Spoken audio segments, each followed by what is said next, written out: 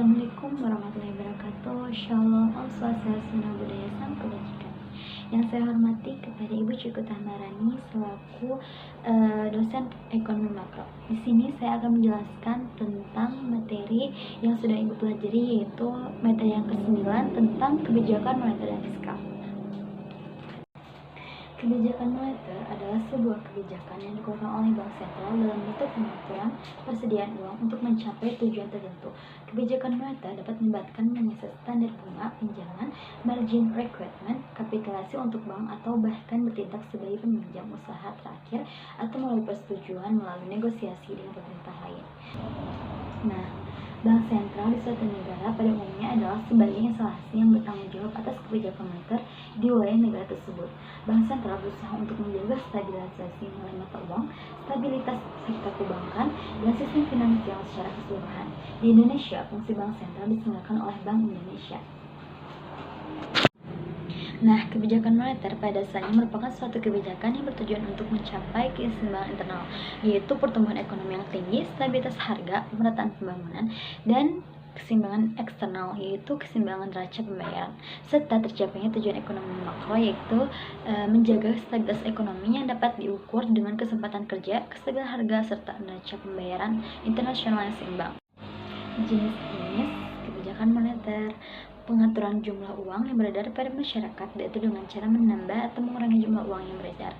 Kebijakan moneter dapat digolongkan menjadi dua, yaitu pertama, kebijakan moneter ekspansif atau monetary expansive policy adalah suatu kebijakan dalam rangka menambah jumlah uang yang beredar. Kebijakan ini dilakukan untuk mengatasi pengangguran dan meningkatkan daya beli masyarakat, permintaan masyarakat pada saat perekonomian mengalami resesi atau depresi. Kebijakan ini disebut juga kebijakan moneter longgar atau easy money policy.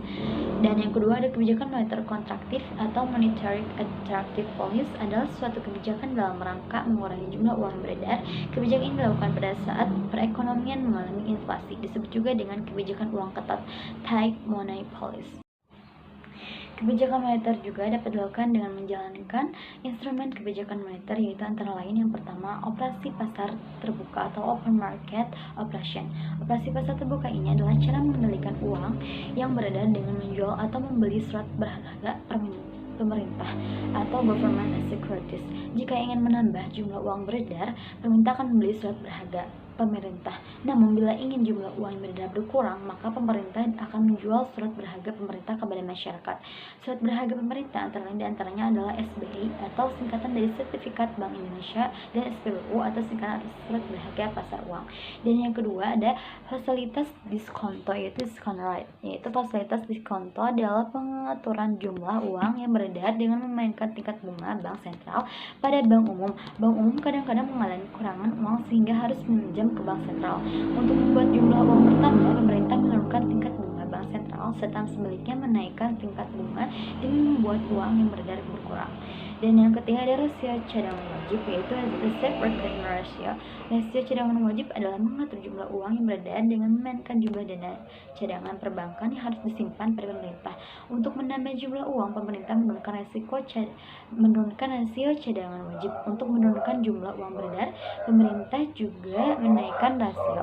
Dan yang keempat ada imbauan moral, yaitu imbauan moral dari kebijakan moneter untuk mengatur jumlah uang beredar dengan jalan memberi imbauan kepada pelaku ekonomi. Contohnya seperti menghimbau perbankan pemberi kredit untuk berhati-hati dalam mengeluarkan kredit untuk mengurangi jumlah beredar, dan menghimbau agar tidak meminjam uang lebih ke bank sentral untuk memperbanyak jumlah uang beredar pada perekonomian. Di sini juga ada tujuan kebijakan moneter, yaitu Bank Indonesia memiliki tujuan untuk mencapai dan memelihara kestabilan nilai rupiah. Tujuan ini sebagaimana tercantum dalam Undang-Undang Nomor 3 Tahun 2004 Pasal 7 tentang Bank Indonesia. Hal yang dimaksud dengan kestabilan nilai rupiah antara lain adalah kestabilan terhadap harga-harga barang dan jasa yang tercermin pada inflasi. Untuk mencapai tujuan tersebut, sejak tahun 2005, Bank Indonesia menerapkan kerangka kebijakan moneter dengan inflasi sebagai sasaran utama. Kebijakan moneter Inflation Target Framework dengan menganut sistem nilai tukar yang mengembang free floating. Peran kestabilan nilai tukar sangat penting dalam mencapai kestabilan harga dan sistem keuangan. Oleh karenanya, Bank Indonesia juga menjalankan kebijakan nilai tukar untuk mengurangi fasilitas nilai tukar yang berlebihan, bahkan untuk menaikkan nilai tukar pada level tertentu. Kemudian ada instrumen kebijakan moneter, yaitu kebijakan moneter dapat menggunakan instrumen baik langsung maupun tidak langsung. Instrumen langsung adalah instrumen pengendalian moneter yang dapat secara langsung mempengaruhi standar operasional yang diinginkan oleh bank sentral. Dan sedangkan instrumen tidak langsung merupakan usaha untuk mengendalikan besaran moneter dengan cara mempengaruhi neraca bank sentral. Cara ini disebut tidak langsung karena bank sentral mencapai sasaran kebijakan dengan mempengaruhi kondisi pasar uang melalui salah satu fungsinya sebagai wewenang untuk mengendalikan uang dengan memengaruhi kondisi yang mendasari pemerintahan dan penawaran uang. Contoh kebijakan ini seperti penerapan cadangan wajib minimum. Apabila cadangan wajib minimum ini dinaikkan, maka kemampuan bank memberikan pinjaman menurun dan kemudian akan mendorong kenaikan suku bunga pinjaman. Tinggi suku bunga pinjaman akan berpengaruh pada jumlah kredit yang dapat disalurkan, yang pada akhirnya berpengaruh pada jumlah uang beredar. Nah, sekarang kita masuk ke kebijakan fiskal. Kebijakan fiskal merujuk pada kebijakan yang dibuat pemerintah untuk mengarahkan ekonomi suatu negara melalui pengeluaran dan pendapatan berupa pajak. Pemerintah kebijakan fiskal berbeda dengan kebijakan moneter yang bertujuan untuk menstabilkan perekonomian dengan cara mengontrol tingkat bunga dan jumlah uang beredar.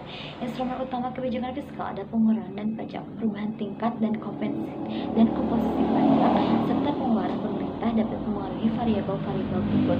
Pertama, permintaan agregat, dua, tingkat aktivitas ekonomi, kedua, pola persebaran sumber daya, ketiga, distribusi pendapatan. Pemerintah yang menjalankan kebijakan fiskal adalah dengan maksud untuk mempengaruhi jalannya perekonomian, atau dengan perkataan lain, dengan kebijakan fiskal pemerintah berusaha mengarahkan jalannya perekonomian menuju keadaan yang diinginkannya. Dengan melalui kebijakan fiskal antara lain, pemerintah dapat mempengaruhi tingkat pendapatan nasional, dapat mempengaruhi kesempatan kerja, dapat mempengaruhi tinggi rendahnya investasi nasional, dan dapat mempengaruhi distribusi penghasilan nasional. Dan juga contoh kebijakan moneter yang pertama, pemberian kredit langsung kepada sektor industri atau proyek dengan kebutuhan mendesak agar dapat meningkatkan jumlah peredaran uang. Dan yang kedua, bantuan overdraft yang merupakan pinjaman jangka pendek dengan suku bunga tinggi. Yang ketiga, penerbitan surat utang negara untuk mendapatkan dana dari masyarakat ketika peredaran uang mengalami penurunan. Dan yang keempat, intervensi rupiah yang dilaksanakan oleh Bank Indonesia guna mendukung operasi pasar terbuka dengan metode pinjam meminjam secara langsung dalam periode 7 hari secara langsung di pasar uang antara. Demikianlah beberapa hal yang bisa saya sampaikan. Sebelumnya saya mohon maaf yang sebesar-besarnya apabila dalam penyampaian tadi mungkin ada kesalahan kata atau beberapa pernyataan yang tidak sesuai dengan materi kebijakan moneter fiskal. Terima kasih.